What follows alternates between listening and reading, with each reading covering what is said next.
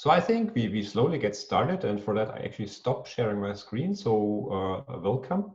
Now stop sharing my video, start sharing my screen so that I can. You should now all see my screen, and I'll start with a small presentation of what we actually will talk about today. And so these are the topics which we will cover today. What I'll talk about is just give an introduction. So I'll talk about the basic workflow, how a SimNIBS simulation is set up, and how the results look like, how to look at them, and so on. Then there will be a practical part where I really demonstrate just how to use the graphical user interface to set up a TMS simulation and how to set up a TDCS simulation. And this practical part will be basically also have a little bit of a pause because the FEMs have to calculate, the fields have to be calculated. And I use that time just to talk a little bit about terminology, because sometimes people are confused. Okay, what are the different parts which we can get out there? So what's the field strength? What's the so-called normal component or electric field, and how to use them? After that, Ula Fuente will take over. He's a postdoc in my group. He will talk about segmentation. So what just to basically take into account there in order to get accurate segmentations there. And then Guillermo Saturnino will take over. He will talk about test optimization, and he will mostly give a practical introduction how to do it. So how to run multi-channel test optimization in SimNIBS.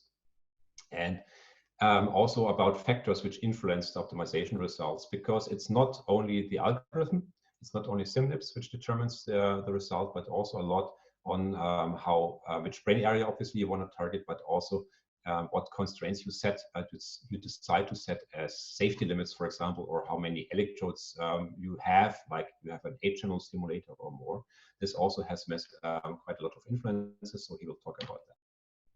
So in general, when you have some simulation which you want to do, you need basically to start from your MR scans, which you segment automatically, and to get something looking like that. This is a head mesh. For TES, you also have to add the electrodes. This is actually done on lines while you start, after you have started it in the graphical user interface, for example. Then this is just a atomical segmentation. For the simulation, we need information about basically which tissue properties are distributed in the head. So you see, for example, here the blue would be the skull. This has the lowest conductivity, and the other colors are like higher conductivities, like CSF has the highest one, for example. And this is the information which isn't taken by the finite element model, and just some calculations go on, and you get the electric field out. So this is the basic workflow. This is another way of showing it. So again, you start with some structural MRIs which you have recorded, and from those you do an automatic reconstruction of your volume conductor, what you just saw. Or alternatively, you can also obviously have volume conductor models like example models, which I'll also use, for example, now in this demonstration. So you can skip these steps when you just want to do a simulation on an existing head model. Obviously, you have to somehow set up your simulation. You have to decide, for example, for tests, which electrodes you have, where they're placed on the head. For TMS also, where's the coil, which coil are you using, how strongly are you stimulating. And this is something you have to set up, for example, in the graphical user interface. Alternatively, you can also script it easily, either in MATLAB or Python. And after this is done, this thing here really goes out automatically. The FEM is prepared, the things are calculated, and you can look at different results like the electric field or the current density. You also have then the option to select a little bit on how you want to look at your results. So either you just look at really the results on the head mesh as what was also used in the simulations, so directly used by the FEM solver, or you can also map it back, for example, into a nifty volume, or also in an MNI nifty volume, or onto the FS average space, or also on a gray matter surface for further visualization. And one of the things I also demonstrate here in order to show you why we could do that. Yes. Before I go on with the presentation now, I will, so that's basically what I'll focus on here is now. I'll just go on with the practical part. So let's just go on and really start the graphical user interface of SimNIBS. So here it is. The first thing you should then do, obviously, is that you select basically what kind of head model you have. Here I use the Ernie model, which is the example head model, which we distribute. And you have to call, select the so-called M2M folder, which contains everything basically SimNIBS needs to run the calculations then. For example, it contains the mesh, but also the T1 image, T2 image, when you want to check segmentation accuracy. It also contains information about how to transform things into M&I space.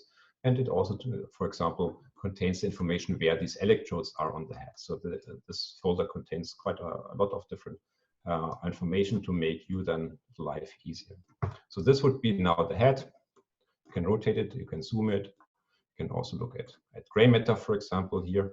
I'll stick with that for the moment because at first thing I just want to set up a TMS simulation. So I'll click here on TMS simulation. I have to select a coil, obviously.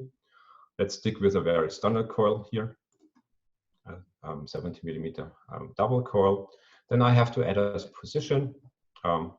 This is just pressing this button here and then telling basically where the coil has to be. And there's now either the option to say, well, actually, I just want to have the coil above one of these electrode positions, but often TMS people really like to position their coil above the motor cortex because they, for example, do a hotspot search. And you can also do that. For example, you can say, I want to have my coil here, and it should point in this direction.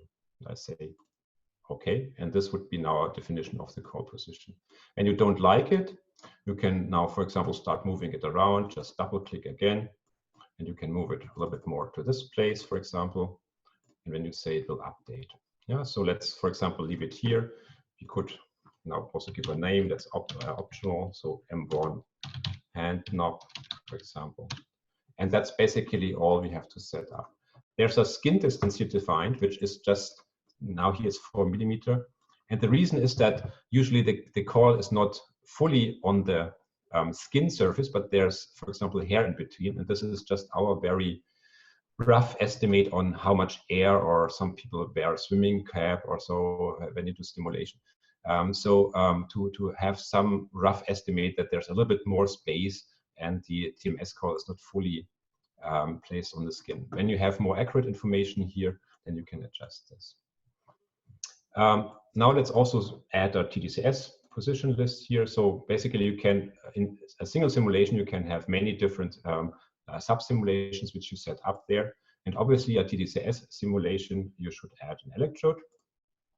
So let's say we want to do a motor cortex stimulation. So we place one electrode now over C1. Yeah, like looking like that, for example. We have to give it a shape. The standard shape would be now 5 by 5, or but let's go more to a very classical montage, like for example 7 by 5, so 35 square centimeter. And in order to see it, you have to preview it. Now it looks large, but actually when you look at it on the scalp, it's pretty much the sizes which you have, right? So what is also clear is that this is just a preview. You see it's just like visualized like that. In the real simulation, it will then be meshed onto the skin. I like it already, except for the orientation. I'd like to orientate it slightly differently. And then what you can then do is you just say, okay, it has been here, but the orientation, I choose a slightly different one. Yeah. Let's add a return electrode. For example, we can add FP2. So let's go to FP2. This would be then here. And again, we have to define a shape. One example is, or one option is to say, well, actually, I just want to have the same shape here. Oh. You see now the orientation is not correct, so we either could adjust the shape to be just 5 by 7, or we can also in a way rotate it. So say, okay, I want to keep the position, but I want to let it keep, face upwards. So this is now good enough for the demonstration purposes so far. Obviously, we have to give some stimulation currents. So let's put it to a 1 milliampere here and minus 1 milliampere there. Now we could start, just press run and it will start. Before I do that, I want to explain a few more things. First of all, when you run simulations repeatedly, you have to give new names for the output folder, simply because we want to avoid that you overwrite unintentionally prior results. So please just, for example, say simulation 2, 3, whatever, so that then the simulations will run. In addition, you can set all kinds of options here. I want to point them slightly out or shortly out. So you can say you want to have a look at the electric field, or instead also at the current density if you want to have that.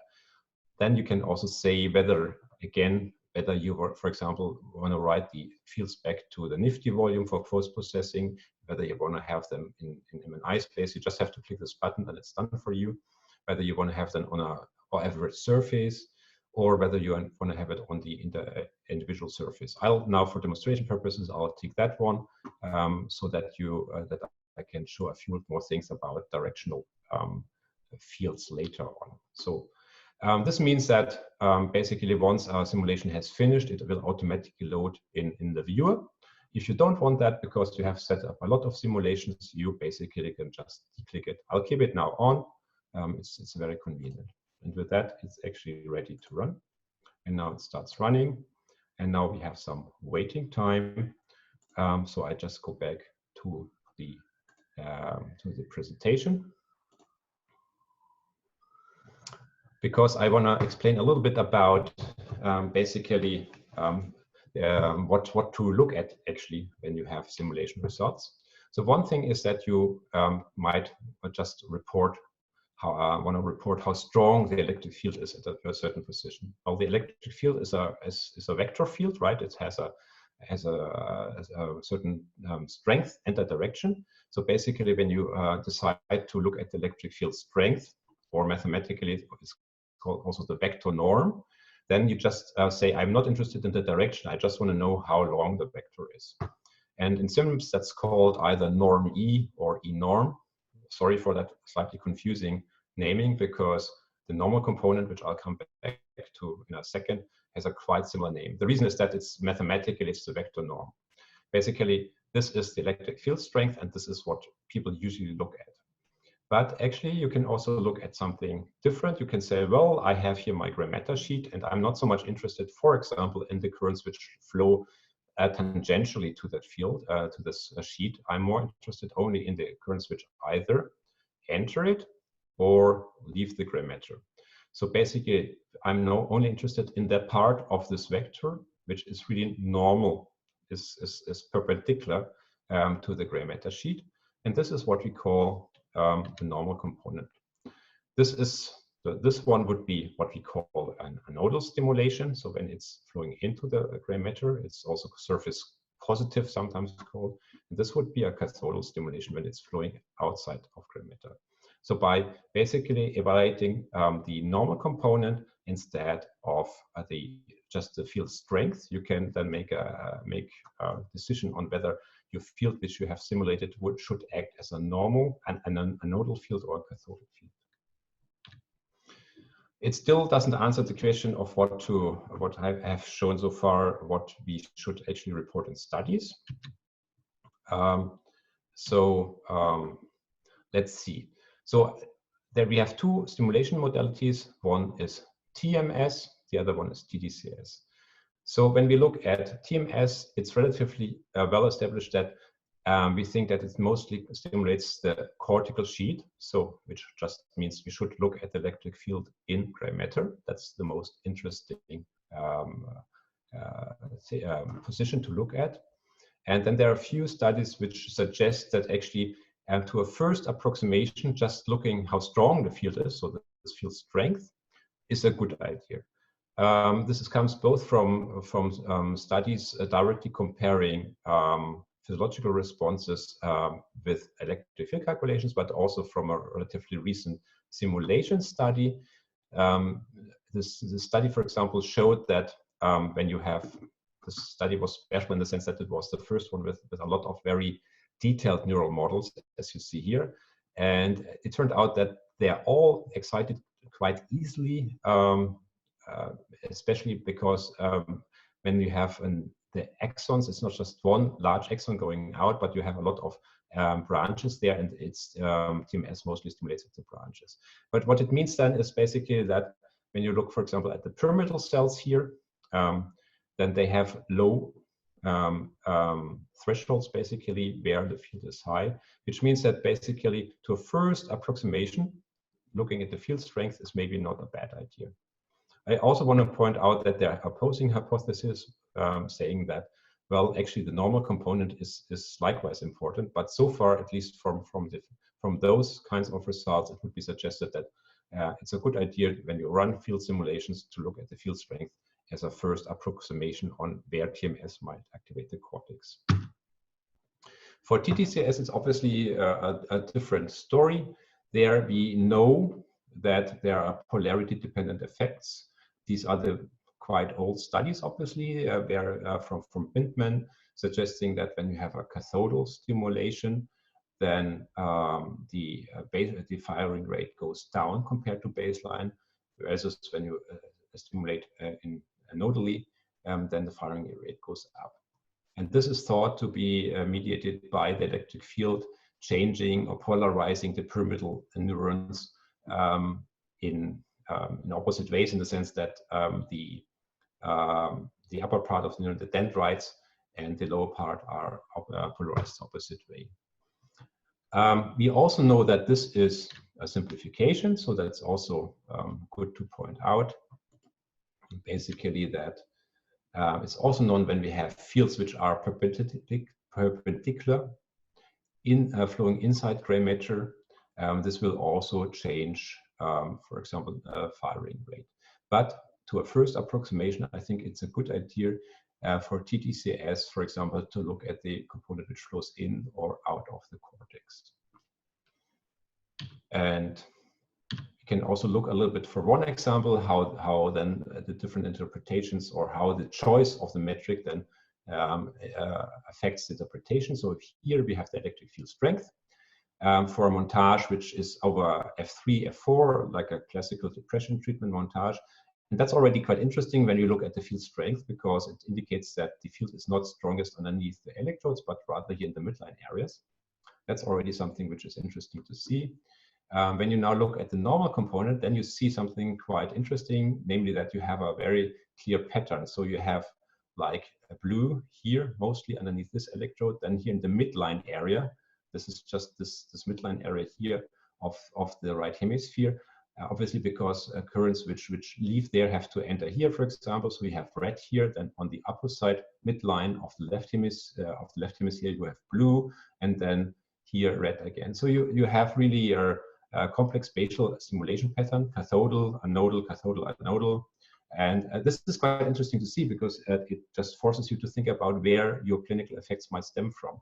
First of all, it's probably not only the TLPFC areas underneath the electrodes, but it's a more complex thing, because also these areas are thought to contribute partly to depressive symptoms. And then the question is how basically treatment effects arise, because it's a quite complex stimulation patterns where you simultaneously stimulate several relevant areas with different polarities. So that's actually quite a non-trivial thing. So with that, I'd like to go back to the simulations. My computer is a little bit slow. Yes, but I think it's mostly there now. So let's see. Yeah, I think it finished all simulations, so we can look at the results. So maybe we look first at the TMS results. So this would be one result showing up. This is the field strength, which is shown here. And let me first look at each thing is shown now twice. So here we have the TMS result one time, here we have it another time.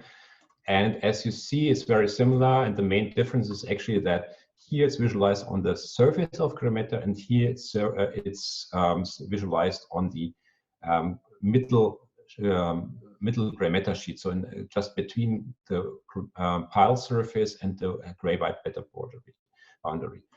This is what directly comes out of the simulations. You can also look in a little bit how your coil was oriented there, but I'll focus a little bit more now on this one. Why we do this is because with this we have a clear-cut surface, and we can relate now basically the electric field directions relative to the surface. So let me briefly show another view. So this is not how strong the field is, but it's also showing the direction, basically whether flows into the cortex or out of the cortex. And basically for TMS, it's a very clear pattern because you have your coil here in this direction, and the currents are mostly flowing here in this, along this axis. You have a clear inflow, outflow pattern, inflow, outflow pattern here. Yeah, so this is how to interpret basically this red-blue pattern. As said already, maybe for TMS, it's not the most important thing for now, because we think that the strength mostly determines where we stimulate. Let's look at the same thing for TTCS. So here you have again the visualization on the cortical gray matter surface, or the pile surface with the two electrodes. Again, I'll skip that. I'll look at the gray matter central surface, how it's also called. And again, this is now the strength. The one electrode was here. You see that actually it's not so strong here where we stimulate, where the electrodes are placed, but there are quite strong currents here also, or fields in between. So that's a quite unfocal montage. But let's also look at the normal component for now. And there you see a little bit different pattern, namely that here in the motor cortex region, at least, we see a lot of red actually. So meaning it's not super strong, it's actually stronger here. That's a deeper red, but at least it's relatively consistent that we have the whole motor cortex stimulated consistently with one polarity. And then with the return electrode, you see that also here the polarity is relatively consistent around the, this area, that there's a dominant blue pattern. And in between, you are also, again, because the currents flow from this region to this region, you again see this red, blue pattern. So it's a quite complex stimulation pattern, which you're actually getting when you have these unfocal montages. But maybe the most important thing is then to check whether, at least for the area which you where you wanna have your physiological changes, then that you have a consistent pattern there. And with that, I want to stop sharing now my screen and hand over to Ula, who will talk about the next step, namely looking at segmentation accuracy. Yes, welcome everyone on my behalf as well. I hope you can hear me, and I hope you can see my screen now. So yes, I'm not going to go too much into detail about the technical aspects of the segmentation. I'll talk mostly about how to check the segmentation accuracy once you have run HET-RICO, what to look out for, and also talk a little bit about how the quality of your input MRI scans affects the output segmentation. So it's very important to check that your segmentations after you run HET-RICO look good, because the segmentation accuracy is directly related to the field simulation accuracy. So if you have large segmentation errors, you will have errors in the field simulations as well. So we have this checking functionality in HET-RICO. So you can actually just call HET-RICO, check, and give you a subject identifier, and it will show you some sort of pull up some viewers where you can see the segmentation and different things. And I will actually demonstrate this now. So I have my subjects here. I have two subjects, Ernie, which is our example subject. And then I have a subject called subject 09. which is a bad example of a segmentation, which I'll show later. But let's start with Ernie. And I think I saw in the chat that somebody was asking about how to run sort of meshing from a T1. So I'll quickly show the help on this headreco command. I will not run the meshing itself, but if you would want to do this, you would just call headreco all, then your subject identifier, and then input the scans here, which would be, for example, this T1 here, and that would run the meshing for you. But I will not run it here because it will take too long. But if I want to check now the run that I've done before, I'll just call headreco check and Ernie, which is the subject identifier here, and click enter, and it will take some 30 seconds to get these viewers up and running here. Let's see.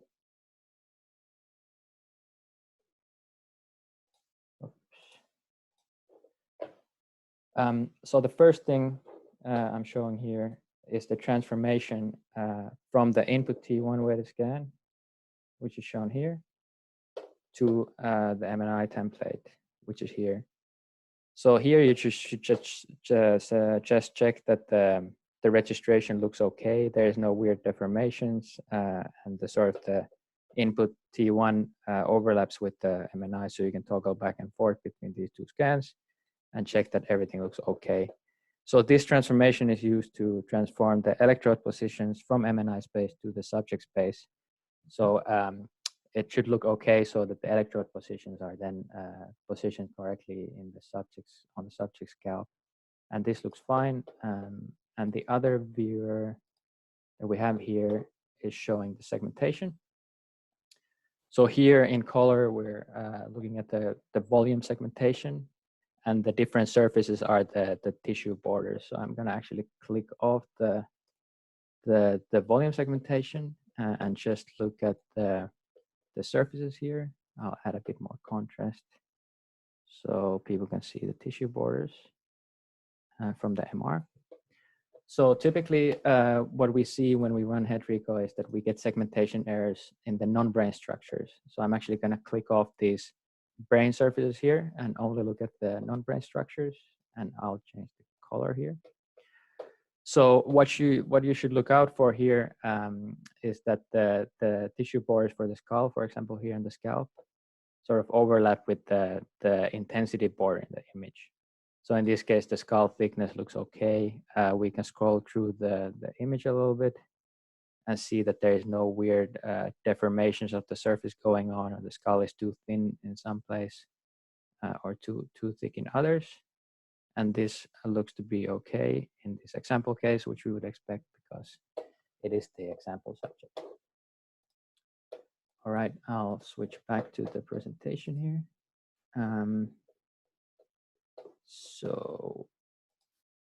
All right.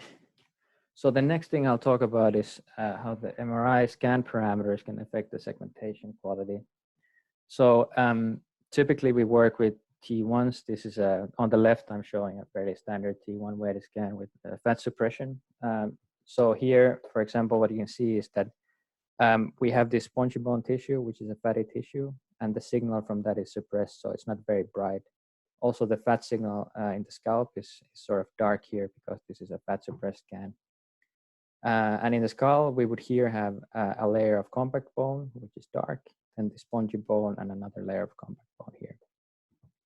And if we run the scan through headreco, which is based on the segmentation method in headreco is based on SBM12, we see that we get this sort of segmentation error here, where we get under segmentation of the skull. So the spongy bone and the inner border of the skull, the compact bone, is missed. And on the right here, you can see the skull sort of from a CT scan, where these very bright yellow values correspond to compact bone, and these red values correspond to spongy bone. So you can clearly see here that the skull is under-segmented, and if you would do a simulation on this type of segmentation, especially if you would place the electrode in TES sort of here, where the skull is under-segmented, you would get field strengths on the cortex that are much too high because the skull is in reality actually thicker. So you can also have non-fat suppressed T1 scans, and here you can see that the signal from the fat is now much brighter. So you can see the spongy bone much better, and also the fat in the scalp is sort of bright here. Now we still get segmentation errors. These are sort of different now. So the method picks up on the inner skull border, the compact bone, and also the outer, but still misses this spongy bone part here. And compared to the CT-based skull reconstruction, you can see that it's still not so good. But this there's another aspect on these non-fat super scans, which is the fat shift, which occurs in the frequency encoding direction in MRI scans. So you can see here, if I sort of flip back and forth through these slides, you can see that the fat signal sort of bounces up and down, and this is the fat shift effect. So in this case, the fat shift is up, and in this case, the fat shift is down. So you can see that the spongy bone sort of moves towards the cortex. In both cases, we do have this sort of segmentation error, but it's different. So in this case, where the fat is shifted down, the method sort of segments the outer compact bone layer, but misses the spongy bone and the inner compact bone layer, which is now here completely overlapping with the spongy bone. And in this case, we miss part of the spongy bone. So here I'm showing these worst case examples, but SPM is actually fairly robust segmentation method still. So it's better than other open source tools out there, for example, FSL. But if we include a T2 weighted scan, we can actually get quite a lot better segmentations, and this should be a high bandwidth T2 weighted scan where this fat shift is controlled. So here you can now see that if we do this multi-contrast segmentation using both T1 and T2, we get this much more uniform skull segmentation, which now matches much better the skull from CT. So including a T2 weighted scan can make the segmentation much more robust and accurate. And now I'll actually show the case, the other subject, which is not shown now, so we can see how it looks in the viewers. So here I've ran this before. The subject identifier here is subject 09 or sub 09. So I'll just call head recode check sub 09. And again, it takes some 30 seconds for it to put up these viewers and load the data. So just wait a bit. And again, here first we get the MNI transforms.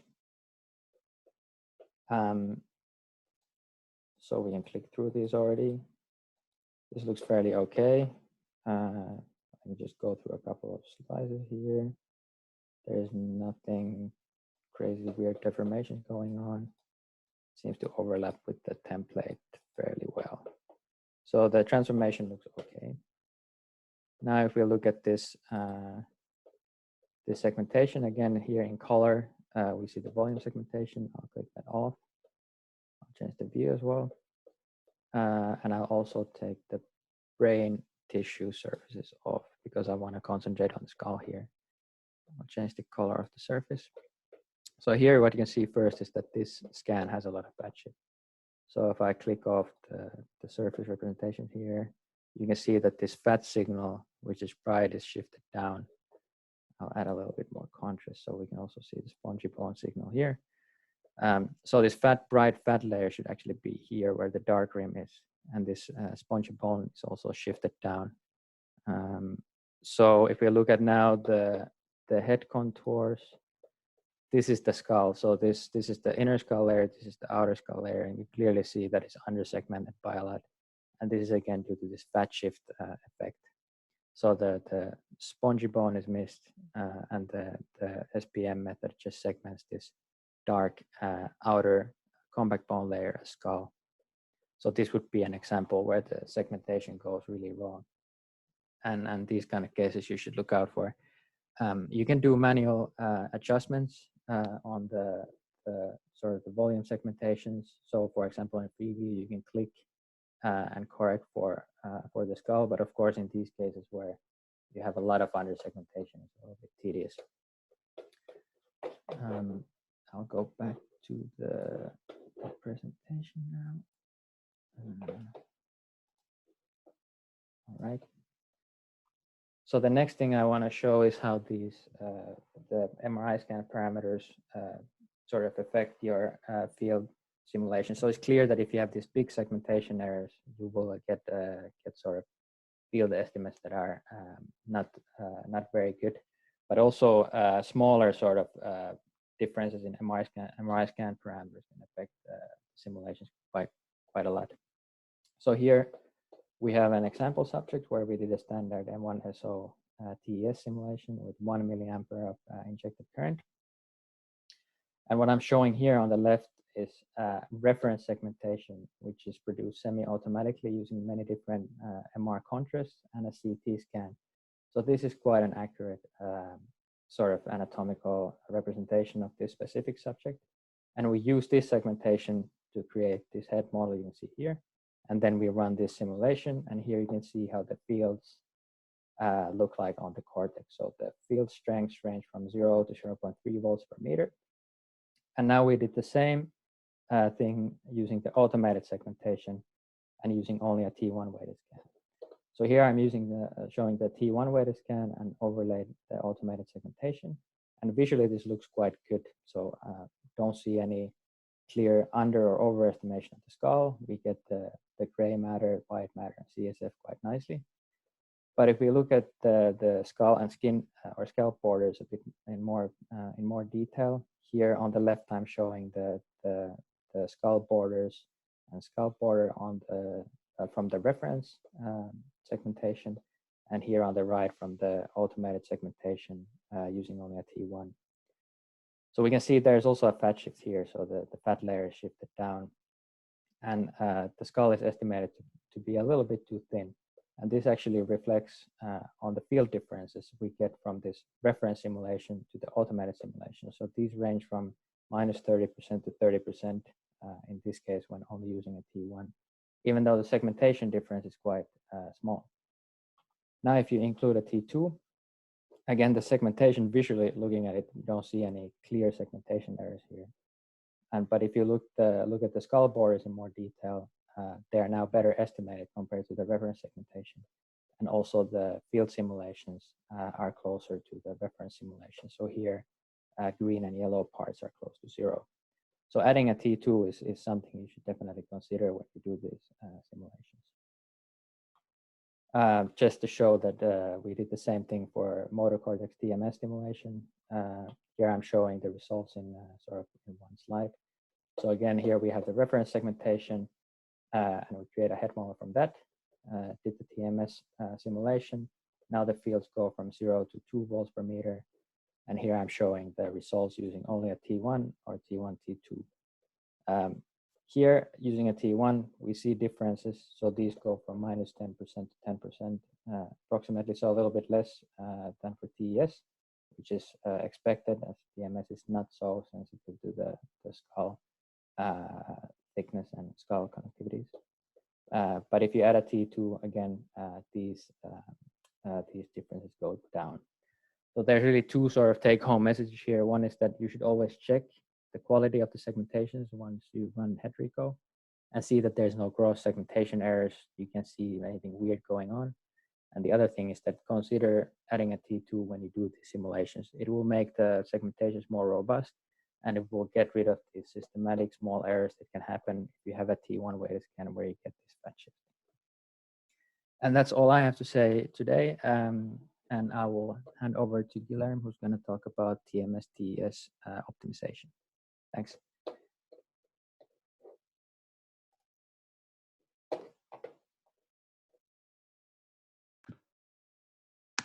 Okay.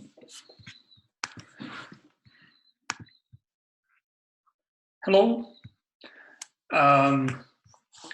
Yes, so I'm going to now talk about TS optimization in SimNIBS, how to do it, what to expect from it, and a few key results. So a little bit, so what is TS optimization? Why want to do it? So in TS, as I think you are all aware of, transcranial electric stimulation, we place electrodes in the scalp to create an electric field in the brain. The head tissues shape how the electric field looks like in the brain. And the modeling tools allows us to estimate how the electric field, to estimate this effect and to estimate the electric field in the brain.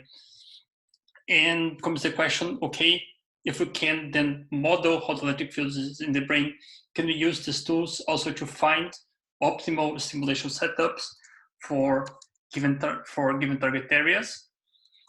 And the reason the answer is yes, but the result looks on a few different parameters. So, for example, which field you want the target, the location of the target, the limits set to set. So, for example, limits, safety limits to the amounts of currents that you inject, the kind of electrode cap that you have, or the number of active electrodes that you can use simultaneously. Now, I'm going to give you a hands-on here on how to do it, how to do NTS optimization in SimNIBS. So first of all, what you need to do is that you need to calculate what you call lead field. The lead field is basically just a big matrix, and we have to run a lot of simulations in order to build this lead field matrix. So, however, it's quite simple to set it up in SimNIBS. As I show here, is only 4 lines of code where I just set basically the name of the head mesh and an output directory, and then you need to run all the simulations for me and build a matrix which I can use to run my optimizations. Now, how does an optimization look like? So this here is a script in MATLAB to run an optimization at one target in the left hemisphere. I can also code very similarly a script in Python. SimNIBS offers both interfaces, MATLAB and Python. I'm just showing the MATLAB here. So here I set first this name of the lead field file that I created with the other script. I set a name for my optimization. I select a maximum total current that is injected through our electrodes, a maximum individual current that can be injected through each of the electrodes, so individually. This here means that I can inject at most 1 milliamp of current through each electrode, in total at most 2 milliamp current, and optionally a maximum number of electrodes that I can use simultaneously. So this here is the number of channels in my multi-channel TS system. In this case, I selected 8. You can select any number bigger than 2, basically bigger or equal than 2. Then I set the position of my target.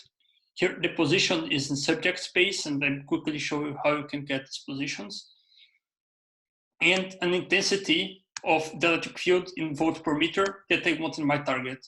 In this case, I set it to 0.2 volts per meter, and SimNIBS will try to reach this intensity exactly with the electric field. So as Axel pointed out in his first one, the normal component. So we selected normal component of the electric field to be 0.2 volt per meter. I can just run it,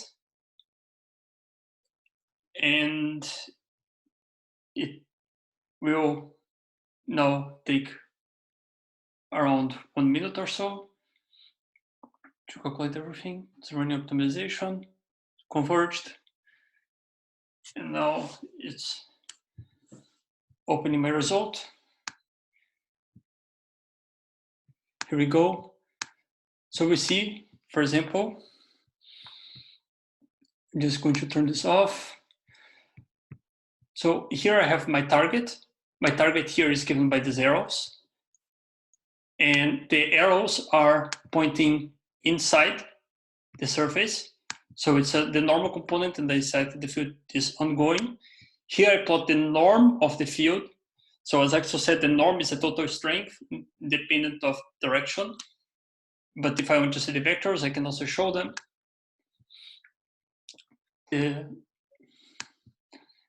And this here is my optimal electric field. So it's the optimal, the field that the best electric field that I can get to produce an electric field of 0.2, a normal component of 0.2 volts per meter in this region, and minimize the electric field elsewhere. And this here is the electrode montage that I used to create it.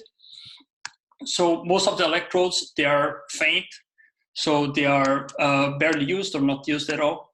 And I have basically a few, let's say, main electrodes, and that has some consequences I'm going to show later. Now, I could, for example, change the intensity. I can increase it, for example, 0.3, and run it again.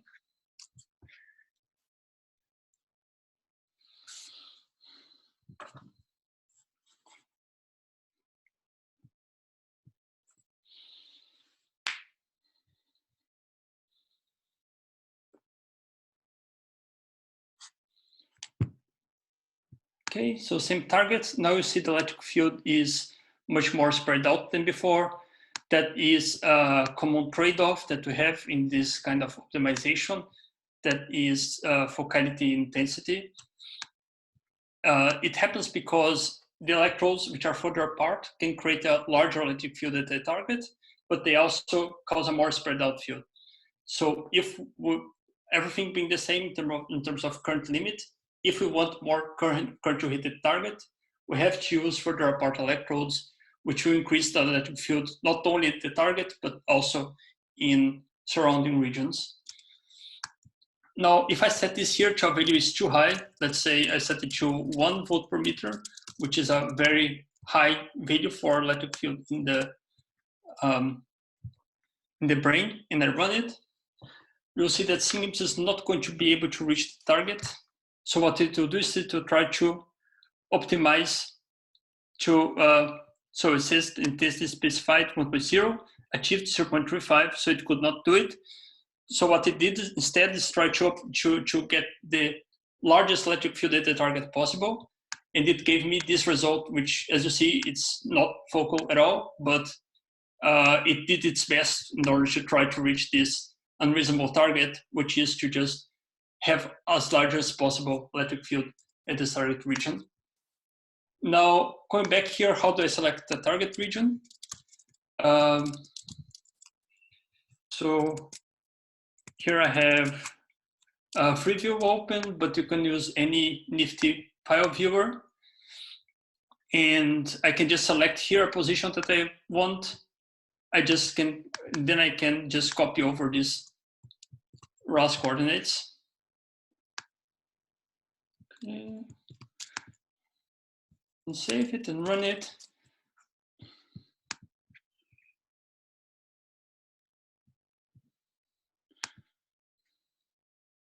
Oh. Let's see how.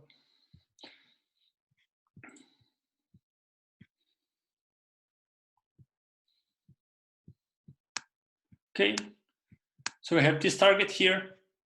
The target is kind of in the so-called wall, which means that the normal components actually looks more, let's say,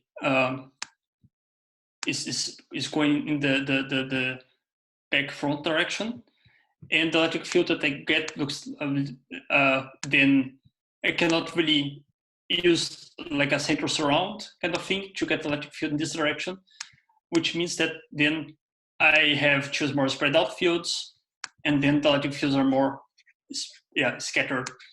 And we'll see a little bit on how this affects and a few possible solutions to that in the near future.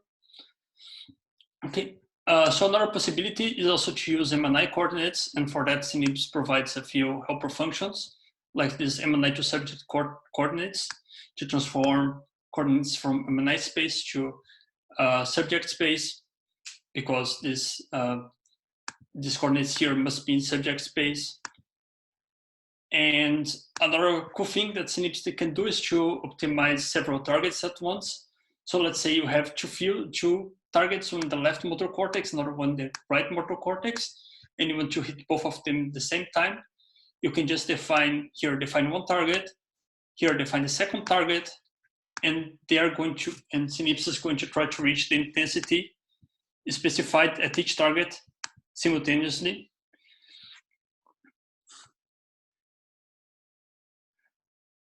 done.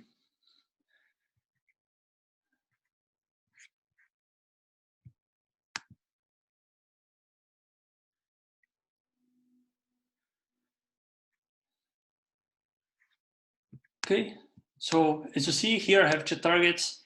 Here the electric field is going inside the cortex, and here the electric field should be going outside. Here we have the electric field, the norm of the electric field, and here we have the vectors. And because it tried to reach both of those simultaneously, of course, it's harder than reaching just one electric field than just hitting one target. Then I have a more spread out pattern, which covers a little bit both hemispheres, with the electric fields coming into this hemisphere and leaving in the coming in here into the left hemisphere and leaving in the right hemisphere.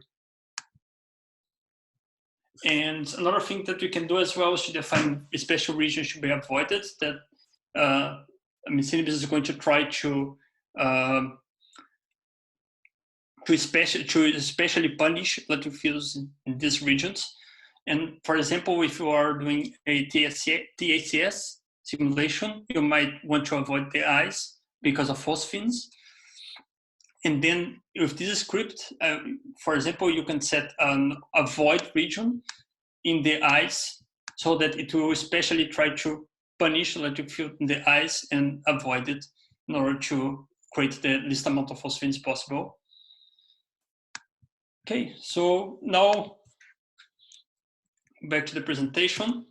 So as you saw, there is an important trade-off to be aware about, which is between target intensity and electric field at the target. So here, for example, I have selected target in this region, and I changed the intensity from 0.1 volt per meter to 0.35, and the electric field, the electric field scales linear. Here, the color bars scale linearly with the intensity, with the target intensity.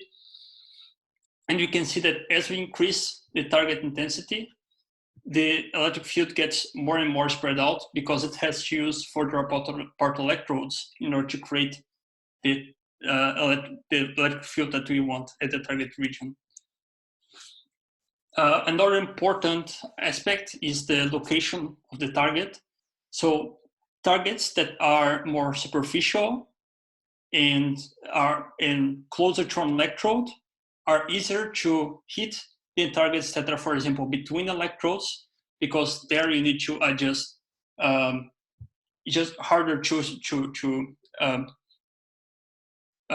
let's say, to make the field go into a direction when you do not really have a good electrode that's located close to that electrode that's located close to the target, or targets that are deeper inside the brain, and that is a more difficult situation, because if the electric field, because of the physics, the electric field must go inside, must go through more superficial regions in order to reach deeper regions.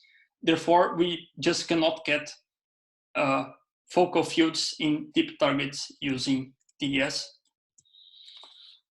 Now, for this problem of having the electric field, of having a target between electrodes, there's a quite simple solution, which is just use a higher density cap. So here I have the same target, same set of constraints and everything, and I just changed basically where I can put my electrodes.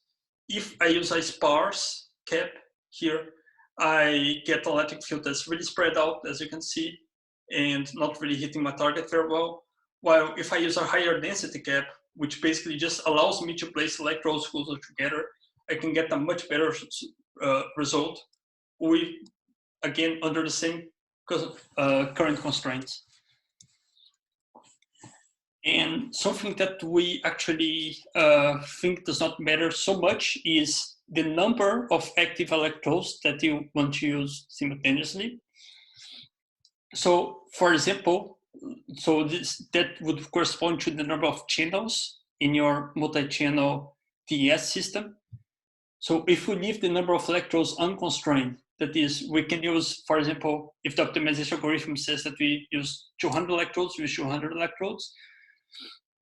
And here they feel that the target is 0.2 volts per meter. With unconstrained simulation, with in an unconstrained setting, we have, for example, this field spread. If we are then allowed to use only 6 electrodes out of our large cap with, let's say, 200, we get something which is remarkably similar to the unconstrained case. And if we go down to 4 electrodes, we start to see some differences in terms of focality. So, for example, this gyrus here has a local peak, which we don't see in the other ones, but still, it argue this here is not so bad. It's not such a large effect as, for example, the density of the cap. And we have. So recently, we published a paper in NeuroImage last year where we explored all these effects very systematically with not only 1 or 2 targets, as you see here, but with 10,000 targets. So it's a very, let's say, complete survey of this, of all these effects. And it's also important to say that this constraint of number of electrodes is done in a very systematic and very optimal way by SimNIBS, because constraining number of electrodes is not as simple as such a simple problem as it might sound. But we still have some interactions that go on with this optimization. So, for example, if you want to increase target intensity, we can also benefit from increasing the current limit through the electrodes, because then we can inject more current from like surrounding electrodes and not have to go to use further powerful electrodes. Or if we increase the number of targets, so if we go from 1 target to 2 targets, we can also benefit from increasing the current limit that we set, or the number of active electrodes from above this 6 or 8 numbers that we propose in our NeuroImage paper. And yeah, so coming up now in SimNIBS 3.2, we will introduce control of electric field strength. So instead of having to define a direction, you can you will now be able to control the electric field strength, so that electric field norm in a region. That is especially good for subcortical regions where a preferential direction might not be so well defined as just in normal, because you cannot really define a surface there. Or in network optimization, that is, if you want to optimize for a large region, so that comes, for example, from resting state fMRI analysis. And I'll be taking part in the session tomorrow about targeting of transcranial electric stimulation, and yeah, bringing some of these topics there. Yeah, so thank you, and please visit our website to get SimNIBS. It's free and open source, and I'd like to thank our collaborators and our funding sources. Yeah, so I also like to thank all for participating in this meeting. And as said, we have also a discussion forum and emails for questions. So please really pop us questions in case you get stuck.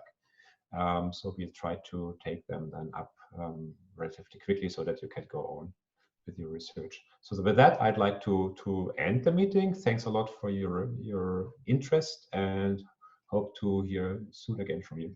Yes. So see you. Bye-bye.